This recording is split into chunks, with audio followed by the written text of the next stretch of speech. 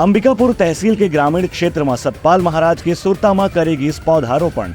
विश्व पर्यावरण दिवस के मौका में सरगुजा जिला के अंतर्गत लहटापुरा गांव में पूज्य श्री सतपाल महाराज के प्रेरणा से अनेक प्रकार के पौधा के रोपण करेगी। इस मौका में मानव सेवा दल के जिला सरगुजा की इकाई डाहर खुला स्थान में छायादार, फलदार और औषधि महत्व के पौधा के रोपण करेगी। इस मौका में वृक्षारोपण अभियान दल में शामिल सदस्य मन की पेड़ पौधा के रोपण करे के साथ में ओला बड़े रखे के बर संकल्प के भी जरूरत है। उमन के कहना रही कि सरगुजा क्षेत्र में पहले वन के परिक्षेत्र बहुत बड़े रही से, लेकिन पिछला कुछ साल में औद्योगिक विकास के कारण यहाँ वन क्षेत्र का नुकसान हुए है।